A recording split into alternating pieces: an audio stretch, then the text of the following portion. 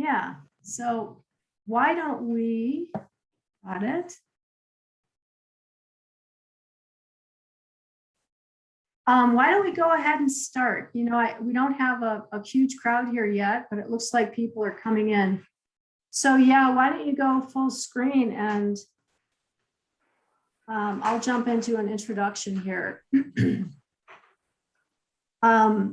Thank you to those of you who are making the time, giving up some of your evening to join us tonight.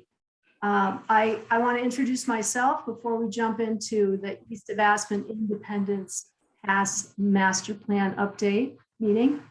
I'm Ellen Sassano. I'm the Long Range Planner for Picken County.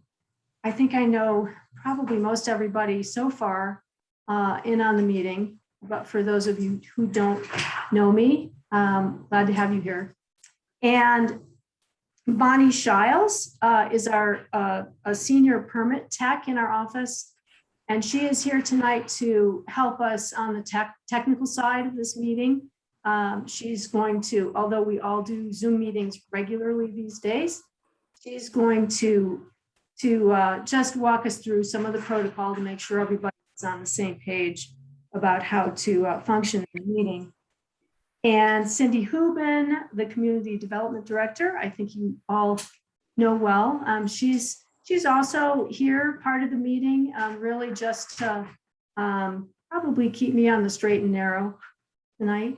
And then Tim Malloy has been hired by the county to assist us in this master plan update.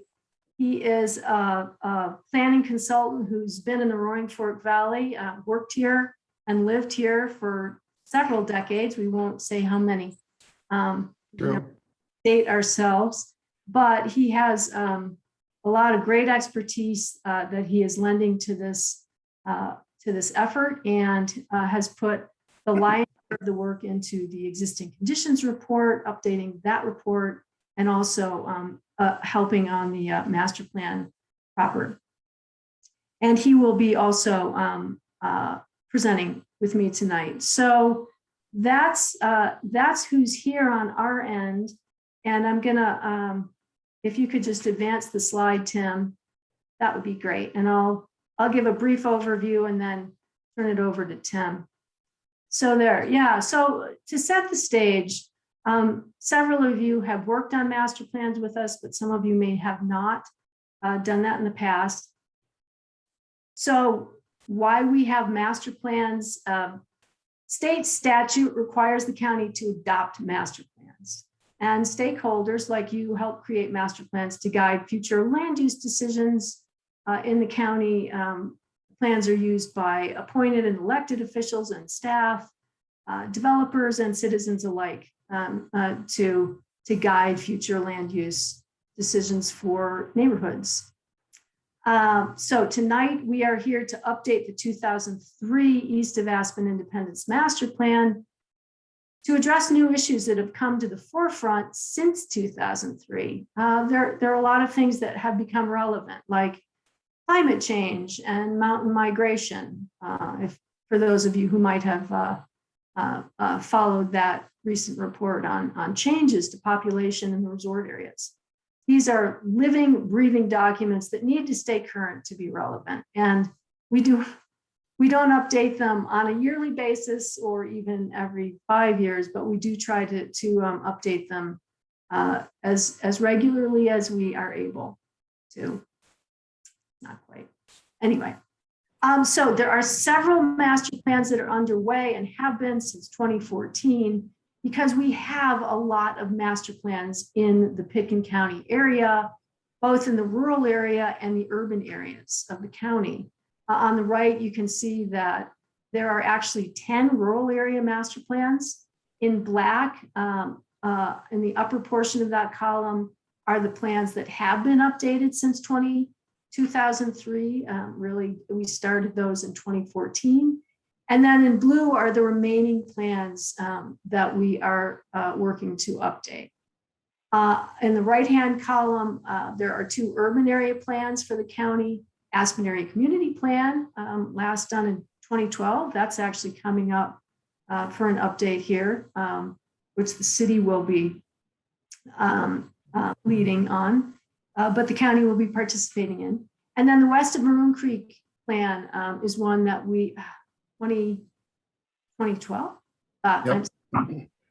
Anyway, the West of Maroon Creek plan was fairly recently developed by the county. So that is a part of the mix, but that applies to the urban areas.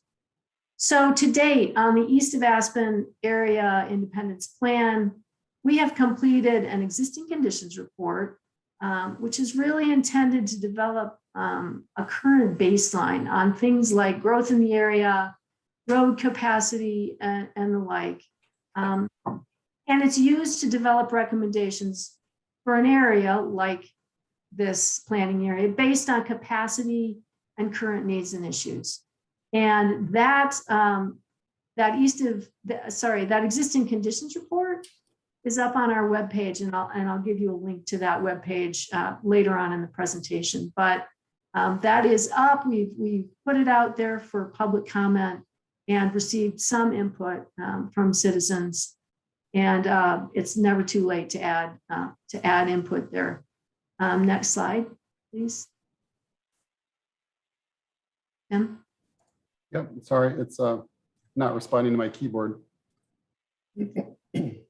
So as far as other things we'll be covering in this agenda tonight, I'm going to do a quick overview of process for review and adoption of this plan. And then we'll walk through really the highlights of the recommended updates to the 2003 plan. We won't cover every nuance, but try to hit the highlights. And then also talk about how to participate moving forward and options for public input.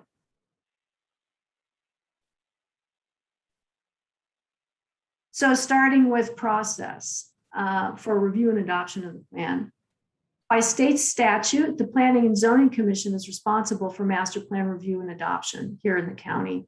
And I am remiss, I forgot to say that I don't know if he's joined yet, but Jeffrey Woodruff, who is our Planning and Zoning Commission chair, was going to attend the meeting tonight. So we're lucky to have him in attendance, and we may have some other Planning Commission members as well. So to begin with, we start the process with as much public outreach and input as we can get. And then we schedule a preliminary informal review at the Planning and Zoning Commission in a work session format. The intent there is to get the plan out there and get feedback from public, caucus members, where there are caucuses involved, and work out some of the details. We follow that with a BOCC work session that we'll schedule, mostly to update the Board of County Commissioners, let them know what the issues are that have been presented to date. And then we'll schedule a public hearing at the Planning and Zoning Commission for adoption.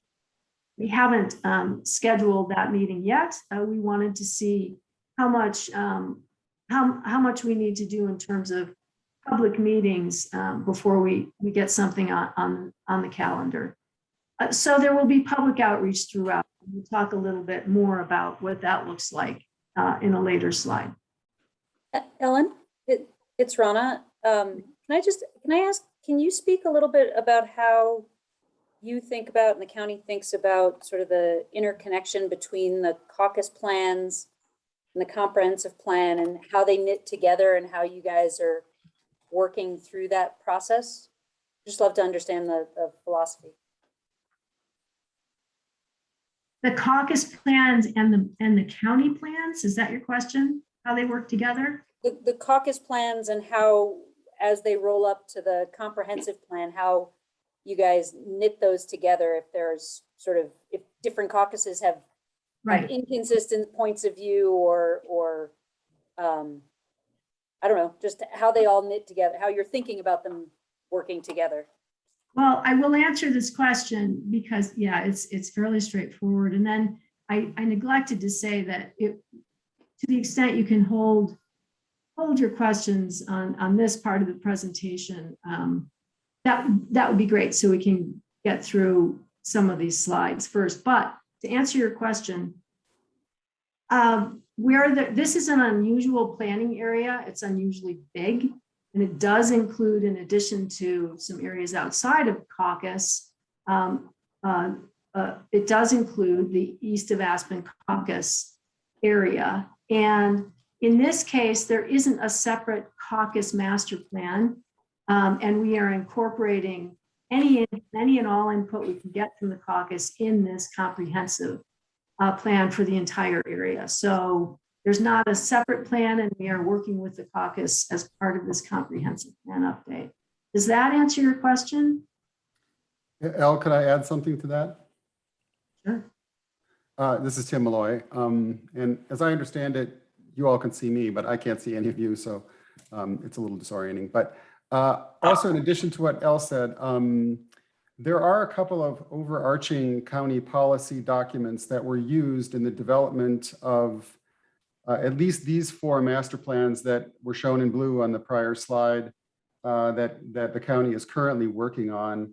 And so those policies show up in the master plans, in all of the master plans, at least in the 4 that we're working on now.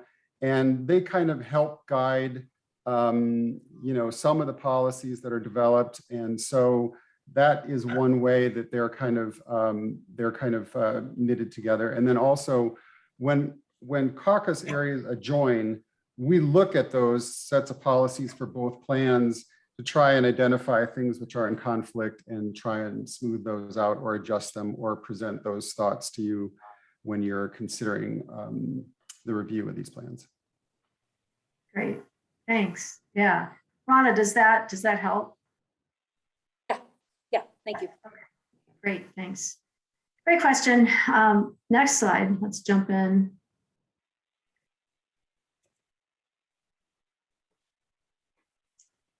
So I just wanted to make it clear that we can't accomplish everything in this meeting. And one of the things that this meeting will not do is focus on any one particular property or development proposal in the planning area. We really need to stay at the higher level, the more comprehensive level at this point. And then it also will not allow time for in-depth discussion today on plan changes and recommendations. There will be an opportunity in the form of additional meetings like this one, written comment, and participation in public meetings with P&Z and board. So this is not, this is the first, really just the very first introduction and overview. So we're not going to be able to accomplish anything, and we don't want to get too focused in on any one thing. Next slide. Okay, so this is where I jump in, and the next 4 slides are just a tiny snapshot of some of the work that went into the existing conditions report and provide you with a little sort of picture of the area, the planning area, and some of its highlights and main things to consider.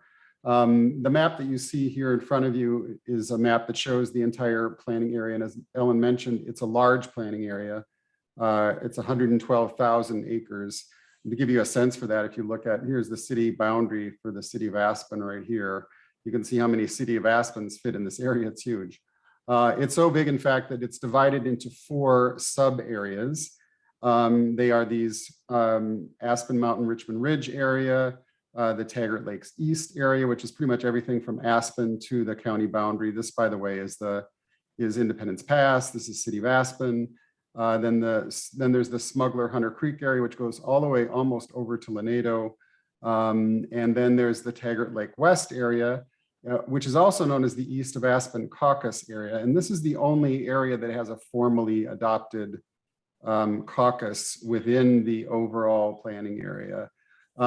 So a couple of interesting facts about this, that although it contains 112,000 acres, really only 4,000 of those are private lands, which have development potential. The balance, 108,000 acres, are federally owned. And that's kind of all this area that you see out here. The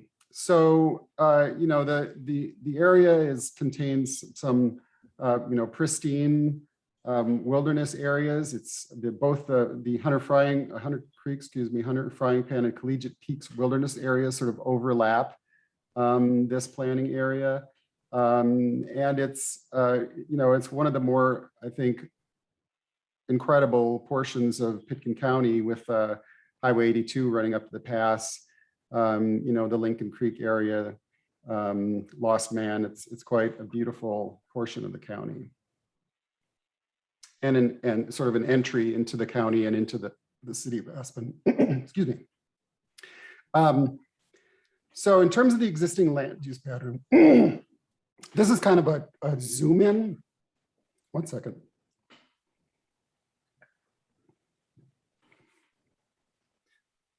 So here we're looking at just the area that's closest to Aspen, as this is where most of those 4,000 acres of private lands occur. And you can see that they're clustered kind of around the Hunter Creek area, along Highway 82 from Aspen down to the Taggart Lakes area, which is here. And then the mining claims that are along Richmond Ridge, which go all the way from Aspen, south to McFarland Creek. And you can see that these areas that are in bright green, those are open space areas. There are also some common open space areas like here and here. And the yellow areas are single family residential or low density residential areas. Obviously the large green areas is federally owned lands. Excuse me, I don't know, I have a tickle.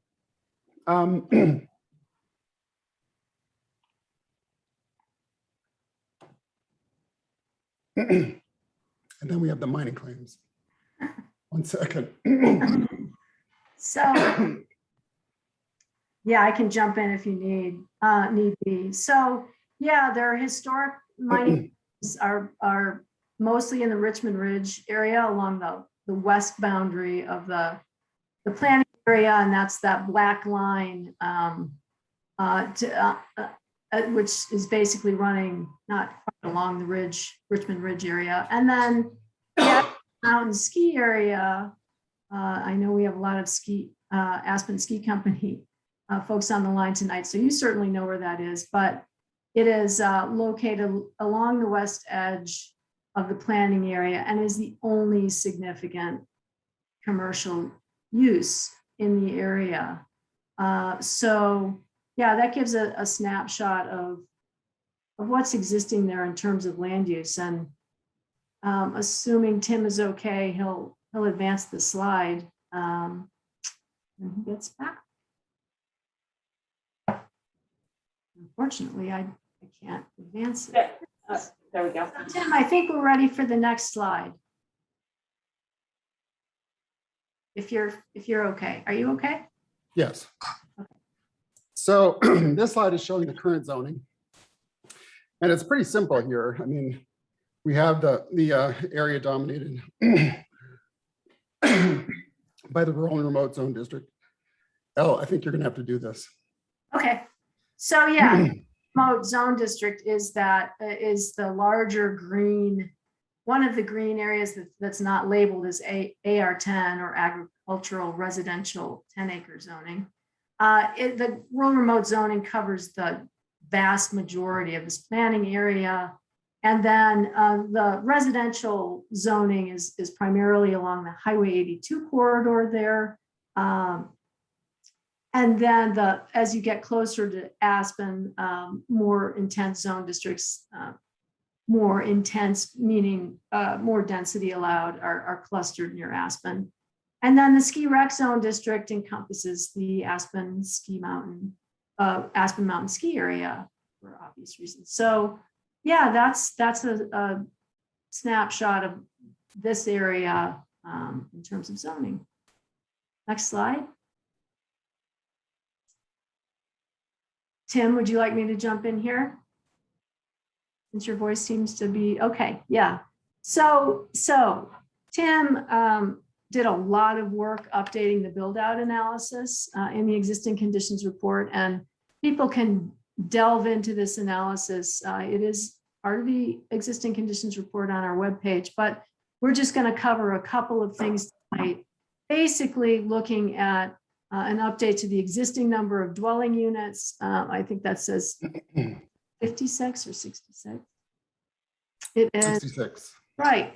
So there's 66 dwelling units within the planning area today, or when this update was completed, which, well, that should be pretty accurate.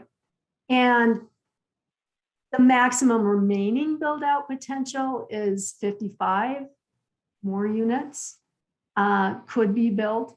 The likely remaining build out potential, and when we say likely, we're talking about looking at physical constraints on the ground, growth management competition where that comes into play.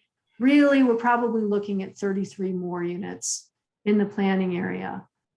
So it's roughly technically 55 out, but as a practical matter, that number is probably a little higher based on the likely build out. And a couple of points on this. So this is really the private land. So this is really that 4,000 acres that you saw in the existing land use. And the federal lands are assumed to have no building potential, as are the mining claims that occupy the face of Aspen Mountain and are within the ski area boundary. They're assumed to have no residential development potential.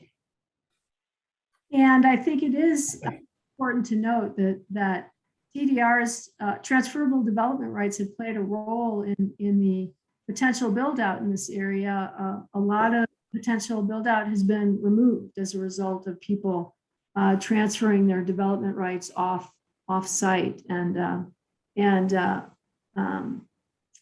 putting an easement. I think it's a perpetual easement that precludes any residential development. So we also have some conservation easements that have been applied in this area. So that's definitely played a role in the ultimate potential build out here.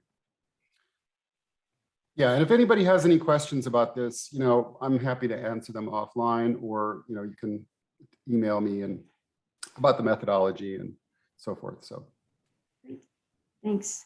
So then I think I will jump in here. So there have been several recommendations for modifications since the 2003 plan was adopted, and I'm going to cover all of these in subsequent slides, but just wanted to highlight the fact that the significant changes relate to zoning, growth management direction, affordable housing, scenic regulations, recreational use, and really a brand new section that's important and been added is relates to climate change and resiliency. And we'll do those in a little bit of detail as these slides progress. So starting with zoning, looking at the overall picture, really the overarching theme in this area is unchanged. And it's a theme that is consistent through most of the rural master plan areas that we have. It's the desire to make sure that zoning preserves rural residential character, really looking at preserving environmental and visual quality.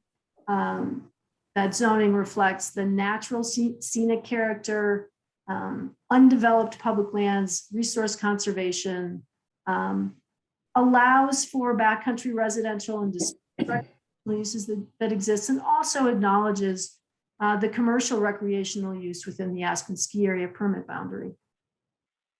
So that is consistent.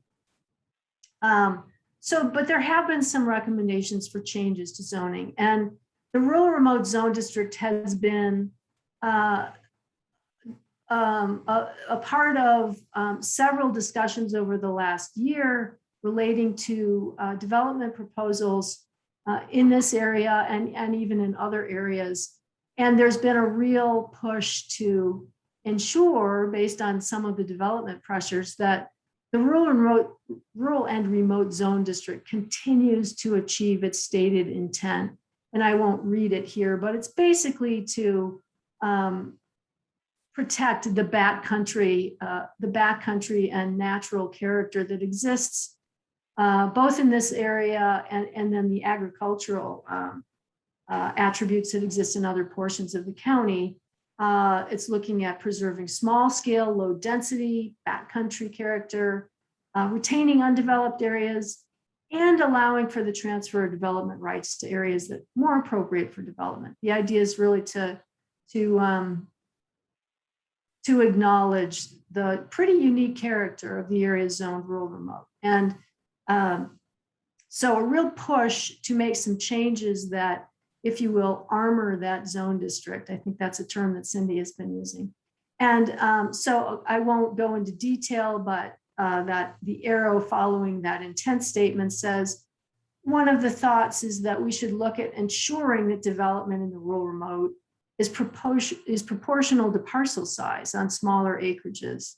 The acreages in rural remote zone, it's a 35-acre zone district, but there are a lot of smaller mining claims, mostly smaller mining claims, more in the 10-acre and smaller range in particularly in the Richmond Ridge area. And we've had some development pressures back there, and we may want to make some modifications to make sure that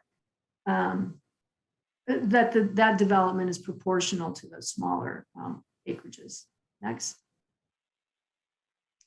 There's also been some thought behind mitigating adverse impacts of the ski rec uses on adjacent rural remote zoning, just to be sure, again, that we're armoring that rural remote zone district. One recommendation is to amend the ski rec zone to eliminate resort cabins. Another is to, again, make sure that rezoning from rural remote to ski rec, the ski recreation zone district in the Richmond Ridge area and east of the ski area, is limited to areas and uses that are compatible with and don't change or erode that rural remote zone character. I'm not going to dwell on that. I'm sure there'll be a lot of discussion at some point relating to those changes, but I'm going to keep going here. Looking at the resource government zone, which most people have never even heard of, that is a zone district that the county developed in 2006 when we modified the land use code, made some huge, significant changes at that time. And the idea was to create that zone district and then implement it on the large federal acreages that we have across the county, really to make sure that we preclude residential development on those federal lands that may occur as a result of a land trade, for example, and make sure that we're conserving that resource, the public land resource, the natural lands resource that we have there. Whether we'll be successful in that rezoning attempt, we have a great relationship with the Forest Service, but we'll see on that one. But it continues to be a recommendation. Next. There's also a recommendation that is specific to rezoning on the face of Aspen Mountain. Full disclosure, I stole this photograph off of the internet. I think it came from one of the newspapers. And I'm sorry, I don't have a credit for it. But anyway, the recommendation is to rezone parcels on the face of Aspen Mountain to some specific, to accommodate some specific characteristics and zone districts. Obviously there'll be a lot of time spent or some time spent in determining whether that's an appropriate action to take, but it is a recommendation. Next. So, okay, this is a new section for sure to the plan. We have over the last year, again, in looking at development proposals, recognized that on the map here, Tim, if you can put your cursor on the western plan area boundary there. If you look at that boundary, you'll see that, okay, so to the east or to the right is the east of Aspen planning area. And to the left or to the west is the Castle Creek planning area. And we've found, as a result of recent discussion, and over the last year or so, that the commercial recreation and the general public recreation that exists on both sides of this ridge, the Richmond Ridge, and on both sides of the planning areas are interrelated, and that the recommendation is that we look at that connection between the two areas and come up with some zoning or other land use regulations to acknowledge that relationship and address that relationship. And as an example, the Castle Creek area on the left or to the east of the ridge provides a lot of access to the recreational endeavors in the east of Aspen area, particularly adjacent to the ridge and in the commercial area. So so there's a recommendation that we really pay some attention to and develop some regulations around that issue.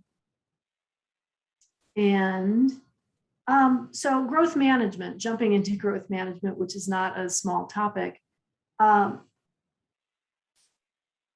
The Board of County Commissioner has recently adopted new policy direction around growth management. They are still working through details, but they feel strongly that growth should be managed through the lens of climate change. Climate change is here, it's now, we're all dealing with it, and they recognize that. So this is a new addition to the plan and will be incorporated in all of the plans. Really, we need to utilize growth, and the policy statement that they at least have initially developed says, utilize growth management and the land use code to create an equitable, sustainable, and resilient regional quality of life and economy for the future, and to meet our climate action objectives. And we don't know quite what that looks like yet, but we know that that's the direction that we are taking. Still front and center relating to growth management is the desire to preserve existing character, manage growth impacts relating to roads, recreational capacity, water, quality of life, etc. Two issues that we know we need to deal with as part of this process within the framework of managing growth are transferable development rights as one. Is it time to update that program? We've already heard pretty loud and clear that no one wants to see TDRs, as those are called, go away. But is it time to revisit that program to determine if it's still functioning and meeting desirable outcomes for the community as a whole? And another issue that's become front and center recently is short-term rentals. And this is a phenomenon across the resort communities.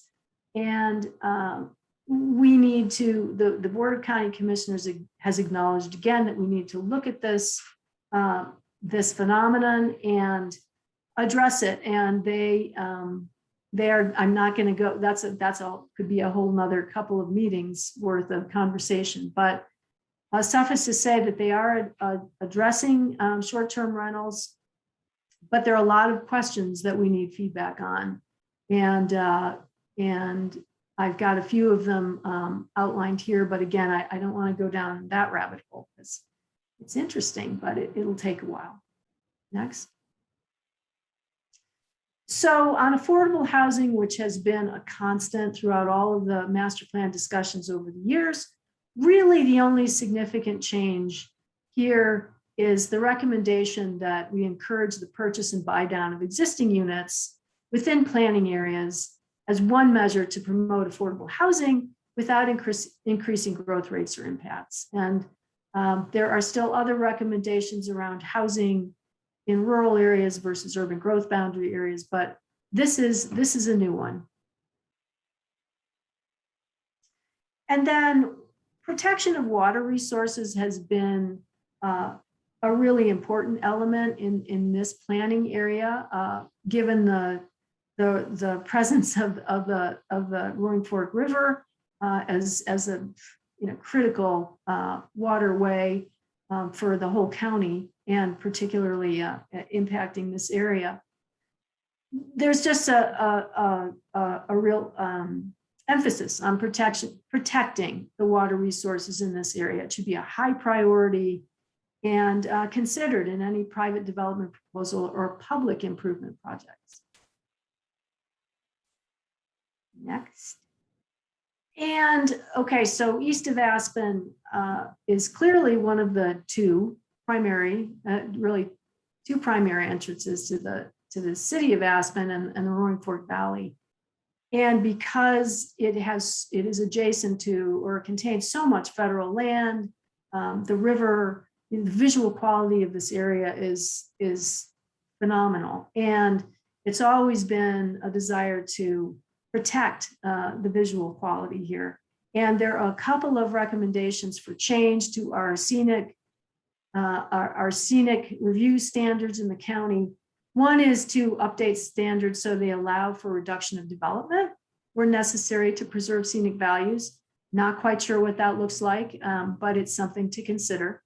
And also to list all of Pickens County's claimed public roads as areas subject to scenic review. Right now, there are only certain roads that are identified as requiring scenic review, and proposal adjacent to those roads is proposed. But this is recommending that other roads, particularly in this area, be added to a requirement for scenic review. And this is the new section, brand new section in all of the master plans, and it's relating to climate change and resiliency. We all know that climate change is here, so again, the board has really placed an emphasis on addressing climate change. And so there's a recommendation to support and implement direction and goals established and periodically updated in the Pickens County Climate Emergency Resolution and Climate Action Plans. And those will be revised, updated periodically, but the objective is to actively address the threats presented by climate change to protect the environment, the wildlife, and all of us. And there's some specific actions recommended in the County Climate Emergency Resolution. And those are on the right. I don't think I haven't included all of them, but some significant actions are to reduce the annual greenhouse gas emissions by 90% from 2020 levels by 2050. While preserving community character and equitably distributing the policy impacts among those of different socioeconomic racial backgrounds. And again, the board really wants to make sure that all aspects of that statement are addressed. We want to work towards net zero energy use, encourage installation of renewable energy technologies, look at our landfill and trying to divert construction and demolition waste and debris, and really continually supporting and developing regional mass transit efforts and transportation solutions, because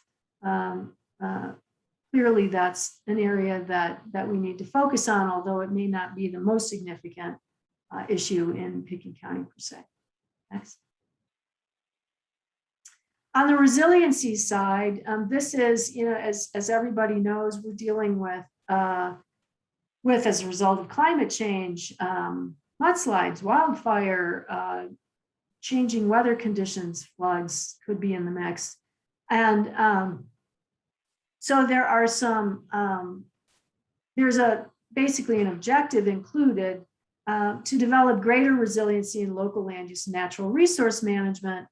And there's several recommendations, actions incorporated here, and I don't think I've included all of them, but some of the more important ones are looking at wildfire policies and programs, minimizing the danger and destruction associated with wildfires, creating defensible spaces, trying to encourage wildfire-resistant buildings, landscaping, And this is really critical. If you'll hear our emergency management coordinator say this time and again, it's so important. We need to encourage planning area residents to proactively engage in self-support measures to ensure their own safety in the event of wildfire. Can't emphasize enough how important that is. Next slide. But we also need to look at flood and debris flows and taking action to develop strategies to address and respond to flood and debris flow hazards and events. We're seeing them daily, at least the debris flow hazard. Water supply, actively promoting protection of all water sources within the planning area. Again, debris flow has implications for on our drainages and water supply. That's another important component. And then we need to look at infrastructure to make sure it's resilient. Looking at the location of new buildings, roads, bridges, and other structures to withstand adverse conditions that are becoming part of the norm here. And finally, looking at economic resiliency, and this is a tough nut to crack, but we need to support the development of strategies to encourage a diverse economy in order to respond to changing snowpack, lots of ski company people here, and other climate-related factors as they may impact tourism, to develop plans and regulations to rebuild in the aftermath of a natural disaster. You know, we're looking at Glenwood Canyon right now. That's not our jurisdiction, but and to promote a rapid return to economic sustainability. And that's obviously another really tough nut to crack, but really critical to moving forward. Next. Recreational use and impacts recreational use, I should say, has increased significantly for everybody across the board, across the county, across all of the resort regions in particular. And we have gotten some feedback from residents, particularly who reside adjacent to the Roaring Fork River, so that in the east of Aspen caucus area. Based on that increase, that there's a real need to manage the use of not only federally, but locally owned open space to minimize the issues that have cropped up specific to parking, traffic, and capacity, to make sure that there's compatibility with the residents and residential use in the area. On the right on the map, you can see a bright green area. That's the North Star Preserve. The Open Space and Trails Department and Board has developed a management plan for the preserve to try to address a lot of those issues that have been raised. And I think that is an ongoing living, breathing document that will be updated as necessary to continue to address issues. There's also impact on campgrounds, on Forest Service lands, and a need to help support the Forest Service with funding to address overuse and eliminate related natural resource damage. Right? Finally, several of you know that we have a Little Annie Richmond Ridge plan for a small for a portion of this planning area, and it's been in place for a while. We need to get some public feedback on whether we should be revisiting and revising that plan to make sure it's still current and relevant, or whether it's fine as is and just needs to be implemented.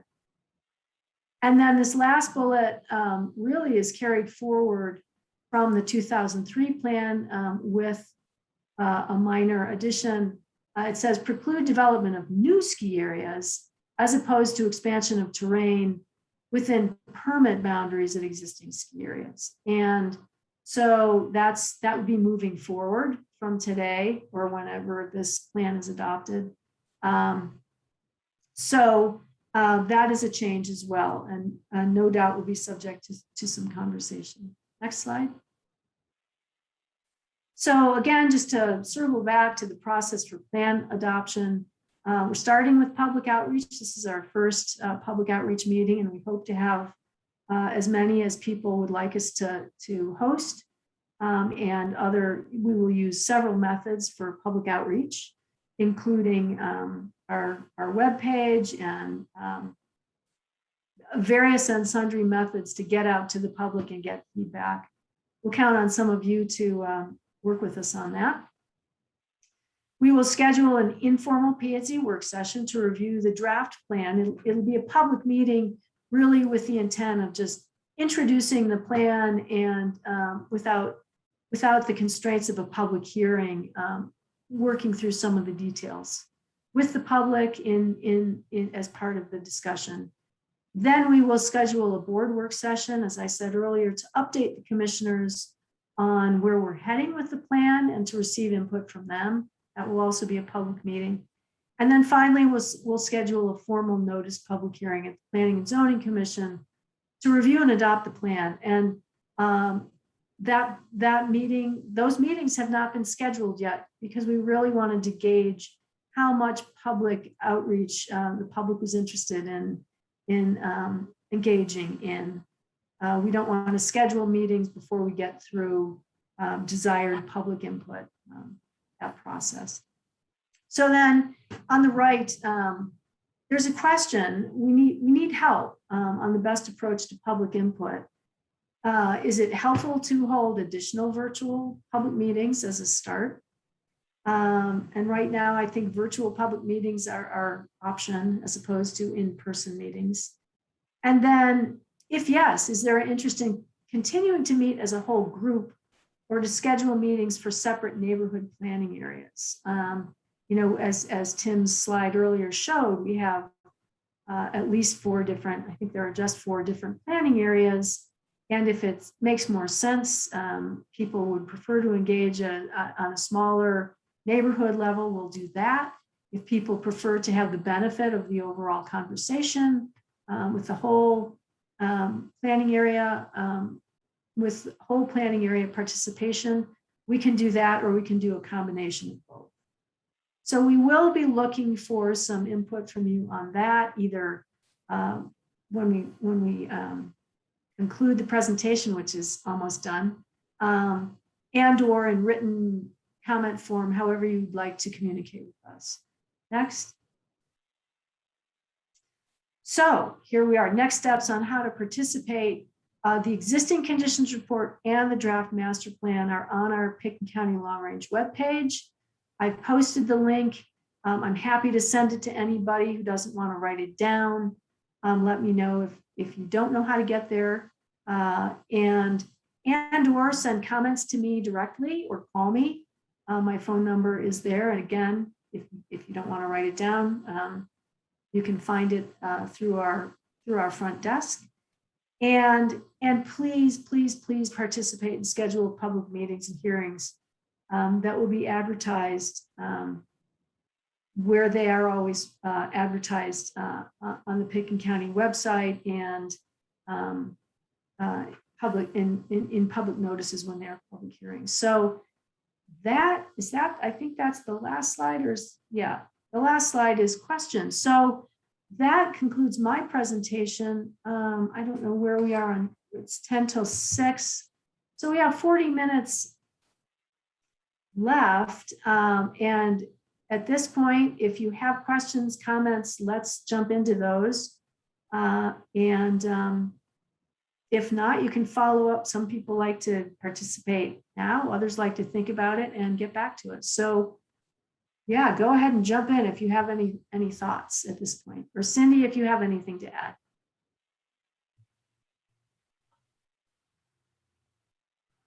And Bonnie, I'm going to if I'm missing. I'm not going to see everybody. But Bonnie, you know what? I didn't leave you time to walk through how to participate. So maybe this is a good time for that.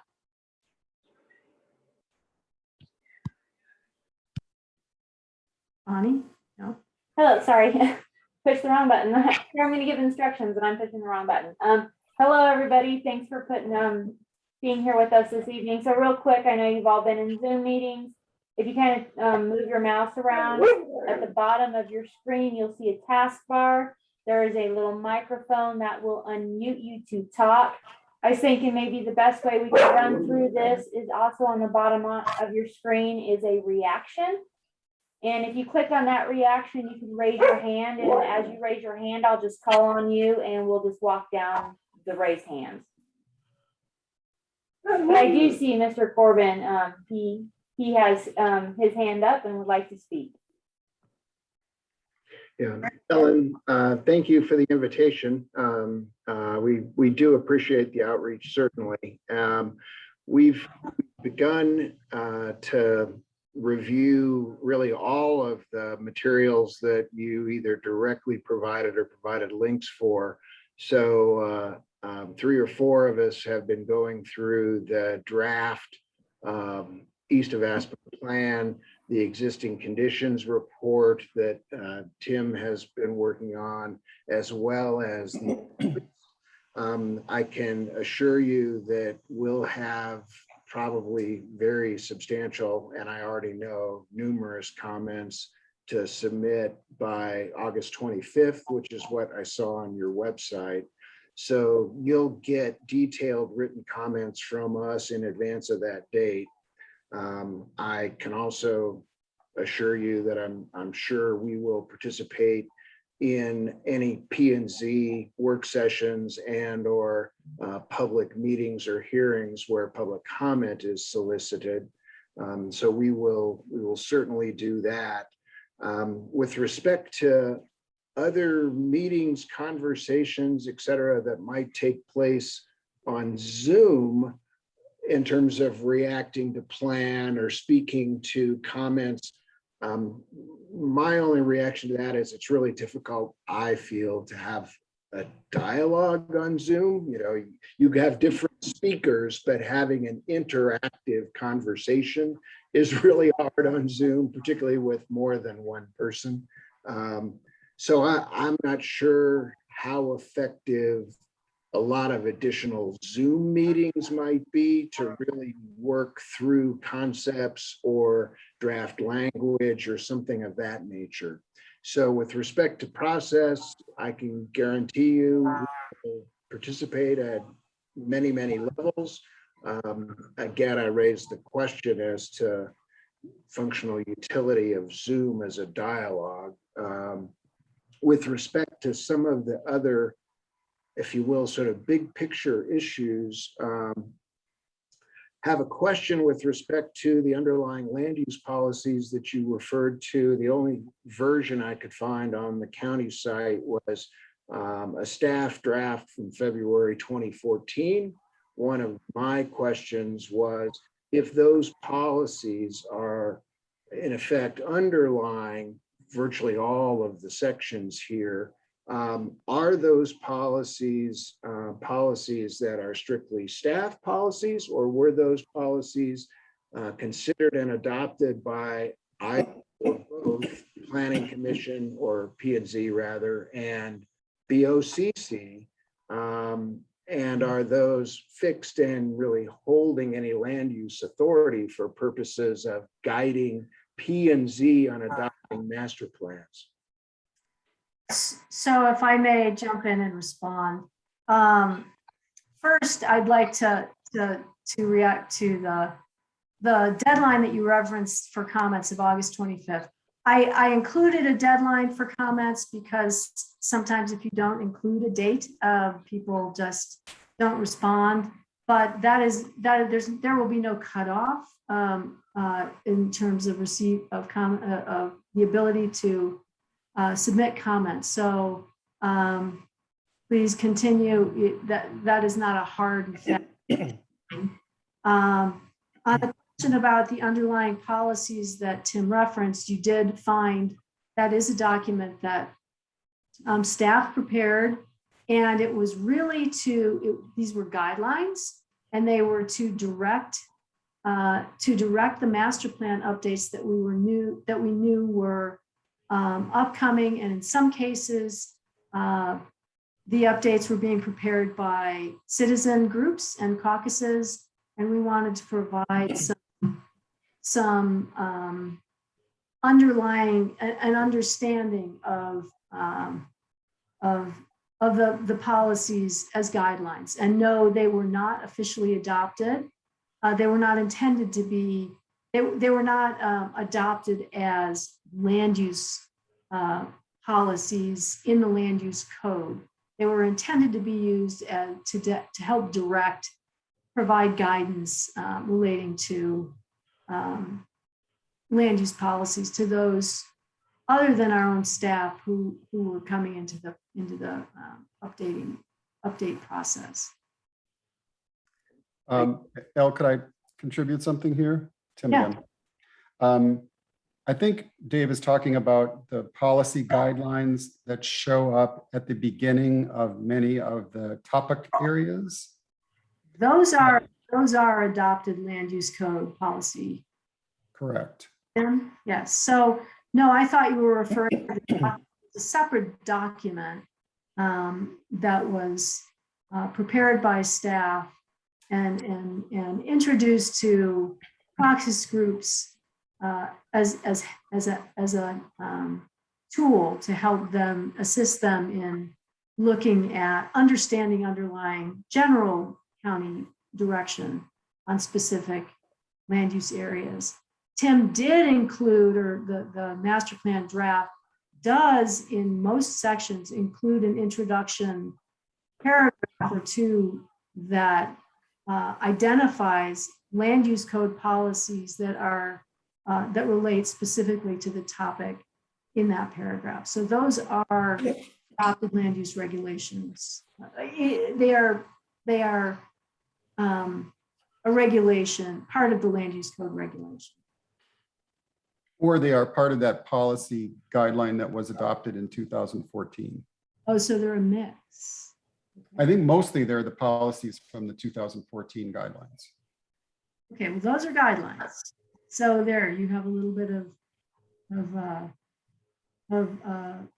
if those are from the 2014 guidelines, they are guidelines. I think there's probably a little bit of a mix in there where some of them are land use regulation and some of them are guidelines. And but they are, yeah. So I think that's I'll have to, you know what, Dave, I will have to look at all of them, and I would be able to confirm which ones are in the land use code and which were simply guidelines out of that document, which generally reflect county policy, but may not be adopted. And the interesting thing to note here is that if they get included in this document as they are currently, then they would become part of this policy document and would be part of the sort of overall policy for this particular area. Although a master plan document is advisory, it's not adopted by ordinance. So right. Virtue of their inclusion in this document, they wouldn't become a regulatory element. Yeah, obviously from ski company's perspective, because of the, kind of unusual specific code requirements to have mountain master plans, it's still a very significant subject for us as to how code required mountain master plans relate to these other area plans, such as the East of Aspen Independence Pass master plan, and then how they are then lifted up and, if you will, just additively become the comp plan. So for us, we will have comments on those subjects. I see that Marcella has her hand raised, but I will jump in to say, while the master plan is an advisory document in and of itself, you're right, David, it is used as one of the elements that needs to be considered for consistency under a land use review for rezoning. So it does become regulatory in that particular circumstance by virtue of the fact that its reference in the land use code as necessary for review and consistency. So, so any other questions before it looks as though Marcella has. David, is that good for now, or would you like to follow up? Good for now. Yeah, no, I'll stop now, Ellen, and cede the dialogue to Marcella. Marcella, would you like to jump in here? Yeah, yes, please. Can you hear me? Yes. Okay, great.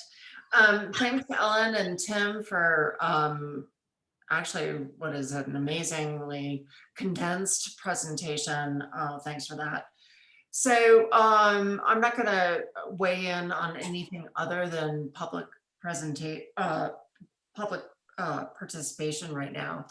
I think virtual public meetings are good, but they need to be recorded with online access for folks with conflicts or those who aren't paid to be here and want to watch this on their own free time.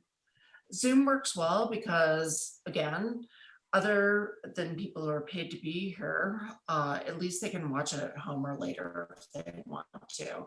So I'd encourage you to keep that up and put it on your website with a recording and links to documents. You're probably already doing that. Thank you. Yes, I should have brought that up. We are recording these meetings, and we will post the recordings on the webpage. And so, yeah, I'm glad you brought that up. Okay, thank you. You're welcome.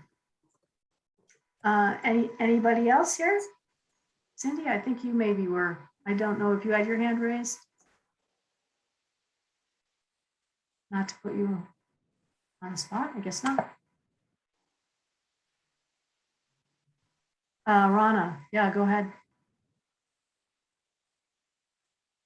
Sorry, Ellen, I can't operate very well off this phone, but no, I didn't have anything to say. Okay. All right. Well, it looks like Rana has her hand up. So if you'd like to chime in, Rana. Yeah, I was just, I think it's worth, if there's a way for the county to speak through the papers to explain to the community what the process is, because I think there are a small number of people who really understand the planning process. And so to get the fulsome public input that I think it's really valuable for the community to have, it might be beneficial to the county to spend a little bit of time trying to explain it to people who are not proactively looking for it. And that can enable you to get a greater range of feedback from those in the community who may care but may not really understand the process. That's a great suggestion. We did, I don't think he made it, but Curtis, we did have a newspaper reporter who was perhaps going to participate tonight. I don't see him here, and he said if he was unable to, that he would look at the review the recording after the meeting is completed. So, but that's a great idea. More presence in the newspapers and some articles maybe, and to try to outreach that way. Good idea. Let's see. Anybody else? If not, I may throw out a couple of questions or thoughts. Let's see. Anya, are we? I don't have the whole screen here. Is there anybody else with a raised hand? There is no one else with a raised hand at this moment. Okay. So I get the other question, and I don't think there are enough people here really to weigh in on the question about whether we, as a whole, for the whole planning area, or whether we hold separate neighborhood planning area meetings. And we may have to just reach out to a few people to get more input on that question. But it is one we want to make sure we address, because we are making every effort to get as many people involved as we can and to communicate. On the question of, well, I don't want to delve into the question of whether we should be, to what extent we should be, or how we should be addressing short-term rentals and the transferable development rights program. Those are both really significant topics in and of themselves separately. But I'm highlighting those as an example of some of the areas in the plan and things that the board is looking at now that we really need feedback on. So to the extent that you have thoughts, recommendations, you can share them briefly now without going into too much detail, and or provide comments any other by phone, in writing, in future meetings. And also, if you could get the word out that we really need help on some of the topics in this plan and others that we still have remaining to update. Everyone, this is Cindy. I just wanted to remind you, Ellen, that you are going to put on the website all of the correspondence that we get, so everyone can see all of the correspondence, because as the SKICO has mentioned, they're going to have their written comments. We've gotten, I think, 1 or 2 other written comments already from other folks that it's going to be on our website, so everyone can see in a correspondence or some sort of a folder that you can get to when reviewing the process. Thanks, Cindy. Right, we will do that. And we recognize that there's certain agencies like the Forest Service that we're just going to need to call on the phone and get a little to really get them engaged, because people are so busy. We recognize that. He also wanted me to let everybody know that now that I've said go ahead and call me or send me emails, I should also let everyone know that next week I am going to be out of the office on vacation. I'm very excited about that. It's needed. So next week I will not be in the office or responding to emails or phone. I was stepping away from electronic devices, but other than that, I plan to be around. So please reach out to me and spread the word to anybody and everybody who has an interest in this area, whether they live here, work here or not. So many people recreate, at least in this area, and travel through it on a regular basis. So yeah, please help. And if, let's see, we are, gosh, it's 10 after 6, and oh, it looks like David has more to add. Thank you, David. Yes? Ellen, I thought I understood you at the start of the meeting to say that you had a new study perhaps on, if you will, a subject related to short-term rental, which is the number of people who have come into the valley or have become at least temporary residents in the valley. And I wasn't aware of the county having a new report or data on that. If you wouldn't be sharing that or directing as to where we might find it posted, that would be really informative. Obviously, felt the effects of that in a host of different ways. Probably the most daunting one being the effect it's had on housing stock, affordability, employees, availability, et cetera. So if you've got data on that, I'd love to see it. It would be really helpful. So let me respond. I may have misspoken to say it was a county study. If I said that, you are probably familiar with, but may not be familiar with. It's the mountain migration report that was developed with the help of 6 counties, one of which was Pitkin County. It was developed as a result of a grant that was received and utilized through the Northwest Council of Governments and the Colorado Association of Ski Towns. So they used grant funding to hire consultants to develop a survey, which I know Michael, at least, Michael Miracle, who was on the phone, was aware of. I think he was aware of it. I think he actually gave me some help early on. They conducted a survey across the six county resort area region and got great data on everything related to that trend of in-migration, trying to understand whether it's a temporary trend or a long-term trend that's here to stay, and what the implications are and will continue to be from an infrastructure and service standpoint and from a quality of life standpoint. And we got decent results in Picken County and across the area, the resort region.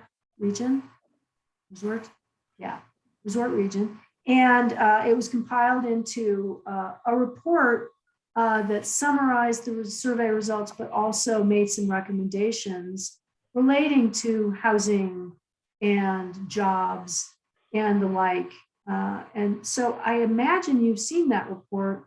If you have, yeah, you're aware of that one. Yeah. I misunderstood you before. That my fault.